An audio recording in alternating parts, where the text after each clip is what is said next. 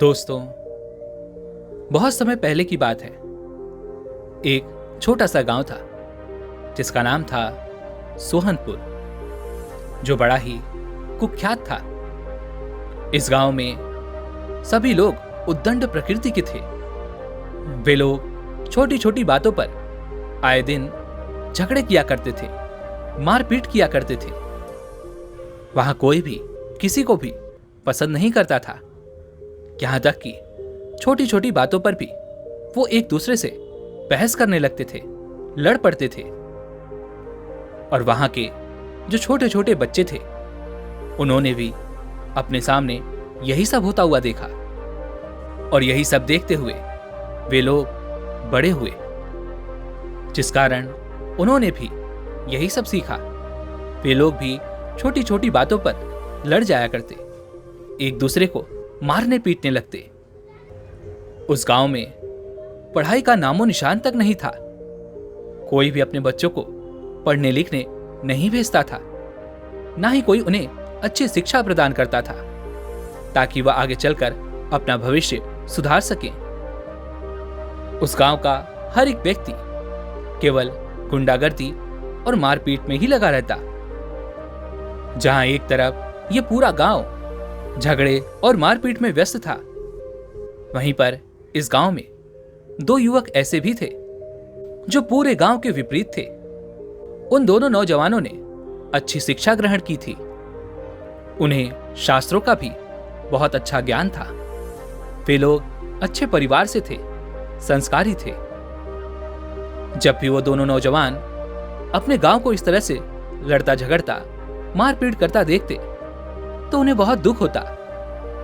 वे हमेशा यही सोचा करते कि यहां पर हर एक नौजवान युवक भी लड़ने झगड़ने में लगा हुआ है। उन्हें अपने भविष्य की कोई चिंता नहीं, ना ही उन्होंने कभी अच्छी शिक्षा ग्रहण की है और ना ही वे अपने से छोटों को कोई अच्छी शिक्षा ग्रहण करवा रहे हैं। वे लोग तो बस हमेशा लड़ाई झगड़े करते रहते हैं। जबकि आसपास के गांवों में देखो, वहां का हर नौजवान युवक अच्छी शिक्षा ग्रहण कर चुका है। वे लोग अपने भविष्य को सुधार रहे हैं। वहां के लोग बड़े ही दयालु और उदार प्रवृत्ति वाले हैं। वहां के कई नौजवानों ने कई प्रकार की सफलताएं भी हासिल कर ली हैं।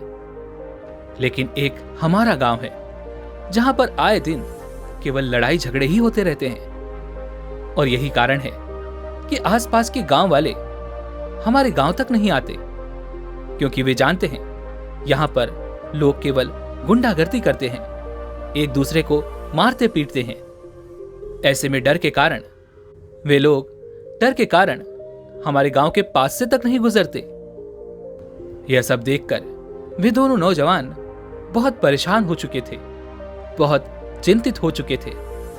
उन्हें यह समझ नहीं आ रहा था कि आखिर वो अपने जीवन में कैसे आगे बढ़ेंगे, क्योंकि वो दोनों नौजवान युवक अपने जीवन में कुछ करना चाहते थे, कुछ बनना चाहते थे, पर अपने गांव के लोगों के कारण वे लोग आगे नहीं बढ़ पा रहे थे।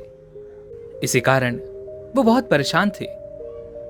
तभी उन्हें एक दिन पता चला कि पास ही के गांव में एक बौद्ध भिक्षु आए हुए हैं जो सभी की समस्या का समाधान करते हैं। वे लोग तुरंत ही उन बौद्ध भिक्षु से मिलने के लिए पहुंच गए। उन दोनों ने उन बौद्ध भिक्षु को प्रणाम किया। इस पर वो बौद्ध भिक्षु उन दोनों युवकों से कहते हैं, क्या बात है, तुम्हारी समस्या का क्या कारण है? तभी उन दोनों नौजवान युवकों में से एक युवक उन बौद्ध भिक्षु से कहता है, हे गुरुवर, हमारे गांव में लोग बड़े बदमाश हैं। उन लोगों को प्रेम से रहना आता ही नहीं है। वह लोग बस आपस में लड़ते रहते हैं, झगड़ते रहते हैं, और कभी कभी तो बात मारपीट तक भी आ जाती है। हमारे गांव के सभी नौजवान युवकों ने अपने बड़े बुजुर्गों से केवल लड़ना झगड़ना ही सीखा है। उन्होंने कभी भी शिक्षा ग्रहण करने पर ध्यान तक नहीं दिया। उन्हें अपने भविष्य की तनिक भी चिंता नहीं। और वहीं पर आसपास के गांव वालों को देखिए, वहां पर सभी नौजवान युवक अच्छी तरह से शिक्षित हैं, और उनमें से कई नौजवानों ने तो अपने जीवन में सफलताएं भी प्राप्त कर ली हैं। लेकिन एक हमारा गांव है जहां हर व्यक्ति एक दूसरे से जलता है, एक दूसरे से ईर्ष्या करता है। वे लोग केवल लड़ाई झगड़े में ही लगे रहते हैं, और यदि कोई उन्हें अच्छी बात बताता है तो बदले में वो लोग उन्हें अपशब्द कहते हैं, उनसे मारपीट कर लेते हैं। हमारे गांव के लोगों में कोई संस्कार नहीं है, ना ही हमारे गांव में कोई अच्छी पाठशाला है, और ना ही हमारे गांव में कोई साफ सफाई पर ध्यान देता है। तभी बीच में वो दूसरा नौजवान कहता है, हे गुरुवर, अब आप ही बताइए, ऐसे माहौल में हम कैसे रह सकते हैं, जहां हर कोई एक दूसरे से लड़ने झगड़ने में लगा हुआ है, जहां किसी को भी शिक्षा ग्रहण करने की चिंता तक नहीं, जहां किसी को अपने भविष्य के बारे में कुछ पता नहीं। अब ऐसे में हम क्या करें? हम कहां जाएं? हम कैसे अपने जीवन में सफलता प्राप्त करें? इसका कोई तो उपाय होगा। क्या हमें वह गांव छोड़ देना चाहिए? हे गुरुवर, कोई तो रास्ता बताइए। हम जीवन में कुछ करना चाहते हैं, कामयाब होना चाहते हैं, लेकिन हम अपने गांव के लोगों के कारण अपने जीवन में कुछ नहीं कर पा रहे। इस पर वह गुरुवर उन दोनों नौजवानों से कहते हैं, मैं तुम्हें तुम्हारी समस्या का समाधान अवश्य बताऊंगा, लेकिन उससे पहले तुम्हें मेरे लिए एक काम करना होगा। इस पर उन दोनों नौजवानों ने उन गुरुवर से कहा, हे गुरुवर, बताइए हमें कौन सा काम करना होगा? हम किसी भी काम के लिए पूरी तरह से तैयार हैं। हमें तो बस हमारी समस्या का समाधान चाहिए। बताइए हमें क्या करना होगा?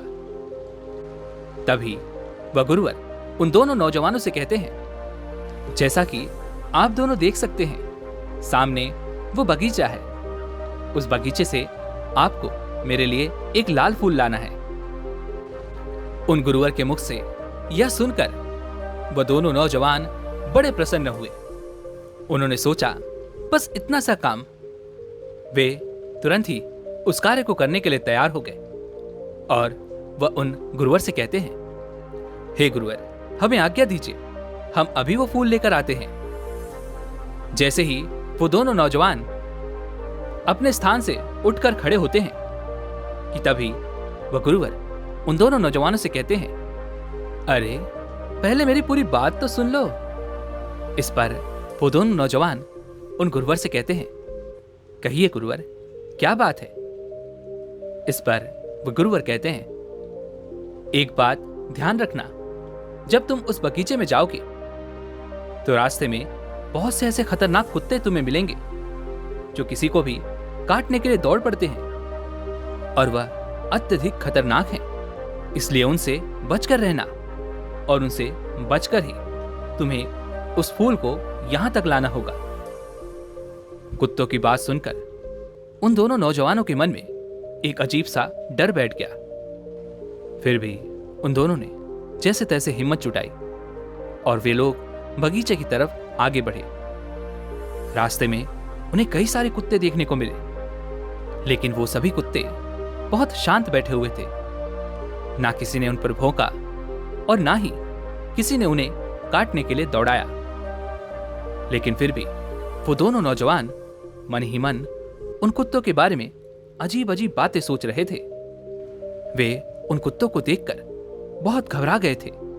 उन्हें लग रहा था कि मानो अभी ये कुत्ते हमें दौड़ा लेंगे और ये हमें काट लेंगे, और यदि इतने सारे कुत्तों ने हम पर एक साथ आक्रमण कर दिया तो हम क्या कर पाएंगे?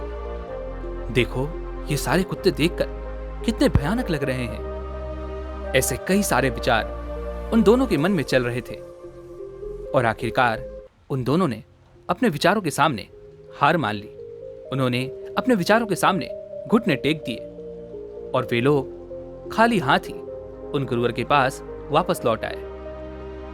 उन्हें खाली हाथ आता हुआ देख वह गुरुवर उन नौजवानों से बड़ी विनम्रता से पूछते हैं, क्या हुआ, आप दोनों खाली हाथ ही लौट आए?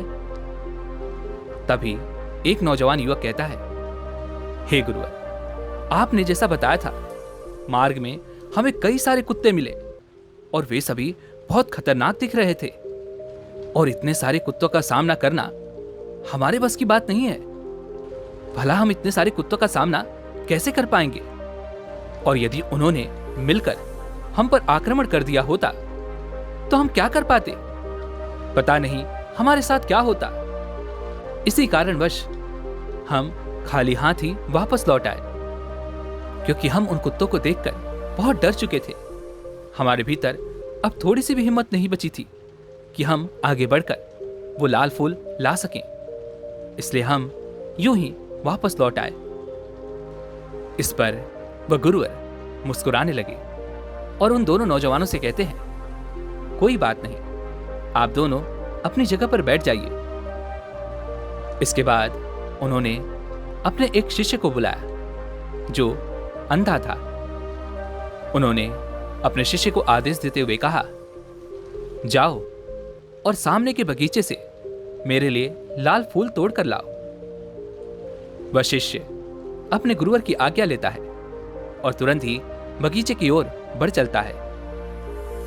वह धीरे धीरे आगे बढ़ता जा रहा था और इधर वो दोनों नौजवान उस शिष्य को देखकर और भी घबरा रहे थे। उनका डर और भी बढ़ता जा रहा था। वह ये सोच रहे थे कि पता नहीं इस शिष्य के साथ क्या होगा, वो कुत्ते इसके साथ क्या करेंगे। वह दोनों नौजवान इन्हीं विचारों में खोए हुए थे कि तभी उन्होंने देखा वह अंधा शिष्य कुछ ही देर में उस बगीचे से वो लाल फूल तोड़कर गुरु के पास वापस लौट आया। यह देखकर वो दोनों नौजवान हैरान रह गए। उन्हें यह समझ ही नहीं आ रहा था कि आखिर ये कैसे हुआ। ये शिष्य तो अंधा है और इसे कैसे पता कि यह लाल फूल ही है, और यह तो बड़ी सरलता से उस बगीचे से यह लाल फूल लेकर आ भी गया। तभी उन दोनों नौजवानों में से एक नौजवान उस अंधे शिष्य से कहता है, क्या आपको किसी कुत्ते ने नहीं काटा? इस सवाल का जवाब देते हुए वह अंधा शिष्य कहता है, नहीं, मुझे किसी भी कुत्ते ने नहीं काटा। तभी आगे वह गुरुवर उन दोनों नौजवानों से कहते हैं, यह तो उसका रोज का काम है। यह हर रोज सुबह सुबह बगीचे में जाता है और मेरे लिए यही लाल पुष्प लेकर आता है, और जब यह बगीचे की ओर जाता है तब इसका पूरा ध्यान केवल बगीचे पर होता है, उस लाल पुष्प पर होता है, और इसका ध्यान कहीं और नहीं भटकता। मार्ग में क्या हो रहा है यह उस पर ध्यान नहीं देता। इसके आसपास कौन है कौन नहीं है, कितने कुत्ते हैं कितने कुत्ते नहीं हैं, ये इन बातों पर बिल्कुल ध्यान नहीं देता। और वैसे भी ये तो अंधा है, इसलिए इसे ये भी पता नहीं चलता कि इसके मार्ग में कोई कुत्ता है भी या नहीं।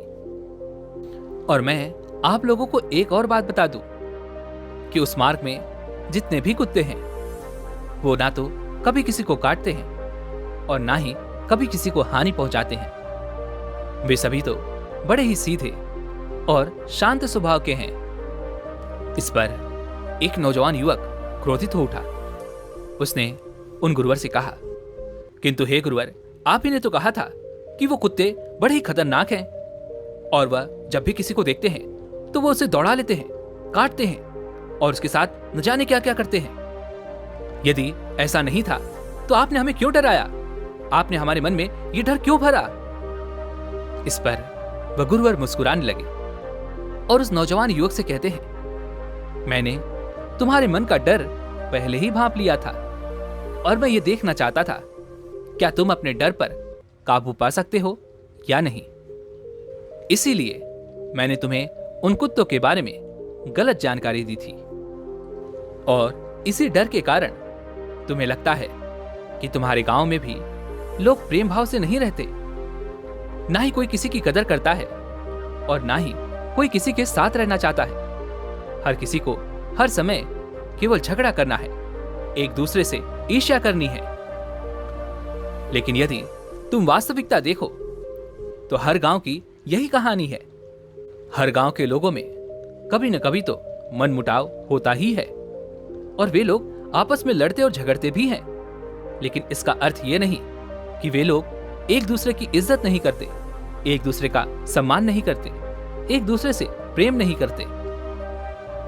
उन गुरुवर की यह बात सुनकर वह नौजवान युवक शांत होकर बैठ जाता है हे गुरुवर, आप सही कहते हैं, लेकिन अब आप ही हमें मार्ग दिखाइए। हम क्या करें? हम किस तरह से आगे बढ़ें? हम अपने जीवन में कैसे कामयाबी पाएं? हम अपने जीवन में सफलता की उन ऊंचाइयों को छूना चाहते हैं, लेकिन हमारे मन का यह डर हमें आगे नहीं बढ़ने देता। जब भी हम मेहनत करके आगे बढ़ते हैं, इस डर को डराने की कोशिश करते हैं, तो यह डर हम पर हावी हो जाता है और हम एक बार फिर से इस डर के जाल में फंस जाते हैं और फिर चाहकर भी हम इस डर को काबू नहीं कर पाते। हे गुरुवर, अब आप ही हमारी आखिरी उम्मीद हैं। अब आप ही हमें सही मार्ग दिखा सकते हैं। हे गुरुवर, हमारा मार्गदर्शन करें, हमें बताएं हम क्या करें। हम अपने इस डर से बाहर कैसे निकलें, अपने इस डर पर कैसे काबू पाएं। इस पर वह गुरुवर उन दोनों नौजवानों से कहते हैं, यदि तुम्हें अपने जीवन में शांति और सुख चाहिए और तुम अपने जीवन में सफलता प्राप्त करना चाहते हो, तो आज जो 5 डर मैं तुम्हें बताने वाला हूं, इन डरों को अच्छी तरह से समझ लेना और इन्हें अपने दिमाग से हमेशा हमेशा के लिए निकाल देना। यदि तुम इन 5 डरों पर काबू पा लेते हो, तो तुम अवश्य ही अपने जीवन में सफल हो पाओगे। आगे वह गुरुवर उन दोनों नौजवानों को पहला डर बताते हुए कहते हैं, आलोचना। यही दुनिया का सबसे बड़ा डर है। हम में से अधिकांश लोग अपने हुनर पर केवल इसलिए काम नहीं कर पाते क्योंकि हमारे मन में यह डर होता है कि यदि हम कुछ अलग करेंगे, कुछ नया करेंगे, तो लोग क्या कहेंगे। लोग हमारा मजाक उड़ाएंगे, हमारी खिल्ली उड़ाएंगे और लोग तरह तरह की बातें भी करेंगे।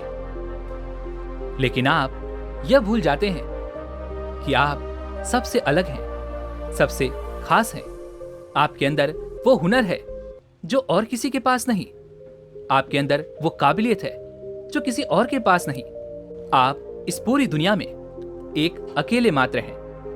आपका अस्तित्व ही आपकी पहचान है। क्या आपने कभी इस बात पर गौर किया है, यदि आप इतिहास उठाकर देखेंगे, जिन पर भी ये जग हंसा है, उन्हीं ने इतिहास रचा है। इसलिए लोगों की आलोचनाओं से मत डरिए। आलोचनाएं तो हमें जीवन में और मजबूत बनाती हैं, वो हमें और भी काबिल बनाती हैं। ऐसे कई सारे लोग हैं जिन्होंने उनको मंदबुद्धि कहा था और वो पढ़ाई में भी बहुत कमजोर थे। सभी ने उनका मजाक भी बहुत बनाया, लेकिन आगे चलकर वो इस दुनिया के सबसे बड़े साइंटिस्ट बने और इस दुनिया को उन्होंने तरह तरह के आविष्कार दिए। इसलिए आलोचनाओं से मत डरिए, क्योंकि आलोचनाएं तो हमें और बेहतर बनाने के लिए आती हैं। जब भी कोई आपकी आलोचना करे तो उससे डरिए मत, बल्कि उसे एक प्रेरणा के तौर पर लीजिए कि हाँ, आप कुछ अलग कर रहे हैं, कुछ खास कर रहे हैं। हो सकता है कि यह खास करने में आपसे कुछ गलतियां भी हो, लोग आपका मजाक भी बनाएं, लेकिन एक न एक दिन आप उस कार्य में सफल होकर रहेंगे। और इस बात को आपको अपने मन में बिठा लेना है, क्योंकि उनके हंसी का, उनके मजाक का, उनकी बातों का जवाब हमें सफल होकर ही देना है। और सफलता से बड़ा और कोई जवाब नहीं होता। जब आप आलोचनाओं से डरना छोड़ देंगे, तो आप अपने जीवन में बहुत ही जल्दी सफलता की उन ऊंचाइयों को छूना शुरू कर देंगे। इसलिए लोग क्या कह रहे हैं उन्हें कहने दो, उनकी बातों पर ध्यान मत दो। आपका सारा ध्यान तो केवल अपने लक्ष्य पर होना चाहिए।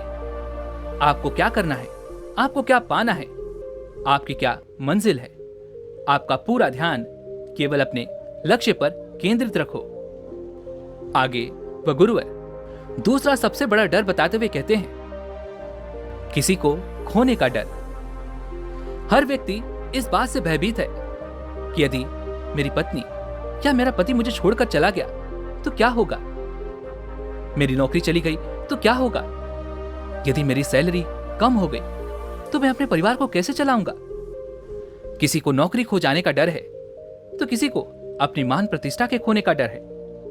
कोई अपनी कुर्सी से प्यार करता है, वह उसे खोना नहीं चाहता। हर इंसान के मन में ऐसे कई प्रकार के डर होते हैं जिन पर वह कभी काबू नहीं कर पाता, लेकिन आपको इस डर पर काबू पाना ही होगा।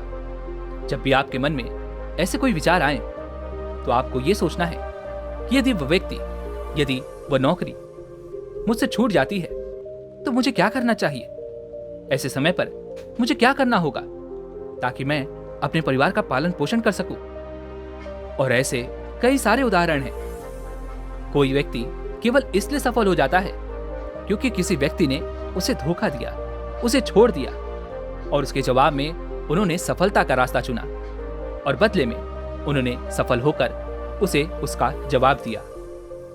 इसलिए किसी भी चीज, किसी भी वस्तु या किसी के खोने का डर अपने मन से निकाल दो, क्योंकि किसी भी वस्तु, किसी भी चीज के खो जाने के बाद आपका जीवन बर्बाद नहीं होता, बल्कि आपको एक नए नजरिए की आवश्यकता होती है, और वह है कि आपको आगे क्या करना है, आपको आगे कहां पहुंचना है, और अपना पूरा ध्यान आप केवल इसी पर केंद्रित करें। आगे वह गुरुवर उन दोनों नौजवानों को तीसरा सबसे बड़ा डर बताते हुए कहते हैं, गरीबी का डर।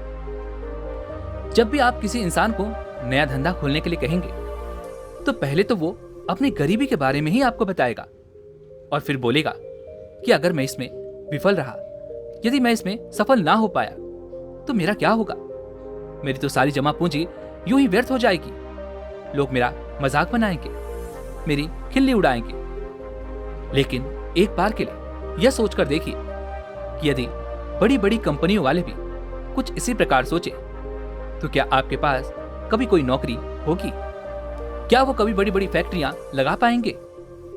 और ऐसे कई सारे उदाहरण हैं। जब लोग पूरी तरह से कंगाल हो चुके थे और उसके बाद जब उनके पास सिर्फ थोड़ा सा पैसा बचा था, तब उन्होंने अपने हुनर का इस्तेमाल किया, अपनी स्किल्स को आजमाया और उसके बाद उन्होंने पहले से भी ज्यादा पैसे कमाए, पहले से भी ज्यादा रुतबा कमाया, पहले से भी ज्यादा इज्जत कमाई, पहले से भी बड़ी फैक्ट्रियां खड़ी कर दी और एक बार फिर वे अपने हुनर और अपनी स्किल को आजमा कर सफलता की उन ऊंचाइयों को एक बार फिर पा सके। क्योंकि पैसा आज आपके हाथ में आया है तो कल आपके हाथ से जाएगा भी। इसलिए पैसे के आने जाने से मत डरिए, आप केवल अपनी स्किल्स, अपने हुनर पर काम कीजिए। जैसे जैसे आपका हुनर मजबूत होता जाएगा, जैसे जैसे आपके हुनर की धार और तेज होती जाएगी, आप और भी तेजी से सफलता की ओर आगे बढ़ते जाएंगे और आप एक बार फिर से सफलता की उन ऊंचाइयों को छू पाएंगे। और फिर भी यदि आपके मन में यह डर आपको सताता है तो आपको एक बात हमेशा याद रखनी चाहिए कि कोई भी व्यक्ति अपनी मां की पेट से यह सब सीख कर नहीं आता कि वह गरीब है या अमीर। वह तो उसे जन्म लेने के बाद ही सब कुछ सीखना पड़ता है। इसलिए आप गरीब से अमीर कैसे बनेंगे, ये आपको तय करना होगा। आगे वह गुरुवर उन दोनों नौजवानों को अगला डर बताते हुए कहते हैं, वृद्धावस्था का डर। क्योंकि हर व्यक्ति अपने जीवन में जवान रहना चाहता है, वह कभी बूढ़ा नहीं होना चाहता। जब कोई भी व्यक्ति वृद्धावस्था की ओर आगे बढ़ता है, जब उसकी उम्र 35 से 40 साल के बीच में होती है, ऐसे में कोई भी व्यक्ति यह सोचता है कि अब मैं क्या कर पाऊंगा, मैं तो बूढ़ा हो चुका हूं और अब तक जब मैं सफल ना हो पाया तो अब आगे क्या सफल हो पाऊंगा, मैं आगे क्या कर पाऊंगा। और इसी प्रकार उनका सारा जीवन यूं ही बीत जाता है। लेकिन जब वो 25 से 30 साल के होते हैं तो अपने जीवन को पूरी तरह से मजे में जीते हैं। तब उनके मन में एक पल के लिए भी ये ख्याल नहीं आता कि हमें जीवन में कुछ करना है, कामयाबी हासिल करनी है, सफलता पानी है। तब तो उन्हें केवल अपने जीवन को जीना होता है। लेकिन जैसे जैसे उम्र बढ़ती जाती है और वह 35 से 40 साल के बीच में आते हैं, तब वह यह सोचना शुरू करते हैं कि अब हम अपने जीवन के लिए क्या कर सकते हैं, हम सफलता पाने के लिए क्या कर सकते हैं। अब तो मेरी उम्र बीत गई है, अब मैं कुछ नहीं कर पाऊंगा। लेकिन एक बात हमेशा याद रखिएगा, ना तो सीखने की कोई उम्र होती है और ना ही सफलता पाने की कोई उम्र होती है। बस हमारे भीतर सकारात्मक सोच होनी चाहिए, सकारात्मक नजरिया होना चाहिए, कुछ करने का जुनून होना चाहिए। क्या आपने कभी यह ध्यान दिया है कि कई सारे ऐसे सफल और अमीर व्यक्ति हुए हैं जो अपनी 60 से 80 की उम्र में उन्होंने सफलता प्राप्त की थी। और ऐसे कई सारे युवक हुए हैं जिन्होंने केवल 20 साल के अंदर ही अपने लिए सफलता का मार्ग बनाया है और वे उस पर चलकर सफल भी हुए हैं। इसलिए याद रखिएगा, सफल होने की कोई उम्र नहीं होती। आप जब चाहें अपने लिए सफल होने का मार्ग तैयार कर सकते हैं। आगे वह गुरुवर उन दोनों नौजवानों को आखिरी डर बताते हुए कहते हैं, बीमारी का डर। हर व्यक्ति अपने जीवन में स्वस्थ रहना चाहता है। वह कभी किसी बीमारी का शिकार नहीं होना चाहता। वह तो अपने जीवन को मजे में जीना चाहता है। वह कभी नहीं चाहता कि उसके पास कभी कोई दुख आए। लेकिन कभी कभी कई लोग परिस्थितियों के कारण दिव्यांग बन जाते हैं और कुछ लोग डरते हैं कि हमें कोई बीमारी ना हो जाए। यदि हमारे साथ कुछ ऐसा हो गया तो हम क्या करेंगे? और इन्हीं डर की वजह से वो अपने जीवन में कुछ नहीं कर पाते।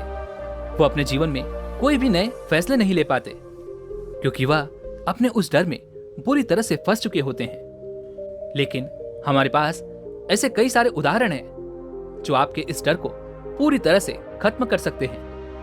आपने ऐसे कई सारे दिव्यांग लोगों को देखा होगा जिन्होंने अपने जीवन में उन ऊंचाइयों को छुआ, उन सफलताओं को प्राप्त किया जिन्हें एक हाथ पैर वाला इंसान भी पाने की कभी सोच नहीं सकता। किंतु यदि आपके साथ ऐसा पहले कुछ हो चुका है और आप अब भी उन परिस्थितियों से जूझ रहे हैं, तब भी आपको घबराने की कोई आवश्यकता नहीं है। आप ऐसे व्यक्तियों को ढूंढ सकते हैं जिन्होंने उन परिस्थितियों का सामना पहले से ही किया हो। वे आपको सही मार्ग दिखा सकते हैं। वे आपको सही राह पर ले जा सकते हैं। आप उनसे सीखकर अपनी उन परिस्थितियों का सामना कर सकते हैं और उन्हें खदेड़ सकते हैं। और यदि आप अपने शरीर को हमेशा स्वस्थ रखना चाहते हैं तो अच्छी चीजें खाएं, योग करें, व्यायाम करें, जिससे आपका शरीर हमेशा स्वस्थ रहेगा और किसी चीज से आपको डरने की कोई आवश्यकता नहीं होगी। इतना कहकर वह गुरुवर उन दोनों नौजवानों से कहते हैं, यदि तुमने इन 5 डरों पर काबू पा लिया तो तुम अपने जीवन में अवश्य ही सफलता की उन ऊंचाइयों को पा सकोगे जहां पर तुम जाना चाहते हो। यदि तुमने इन 5 डरों पर काबू पा लिया तो तुम अपने जीवन में हर परिस्थिति में खुश रह सकते हो, आनंदमय रह सकते हो और अपने जीवन को सुखमय तरह से बिता सकते हो। इतना कहकर वह गुरुवर शांत हो गए और वे दोनों अपनी गलती को समझ चुके थे। उन दोनों ने उन गुरुवर को प्रणाम किया और वापस अपने घर की ओर लौट आए।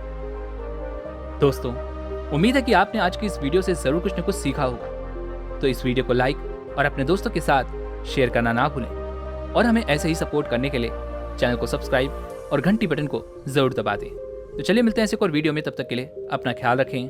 धन्यवाद।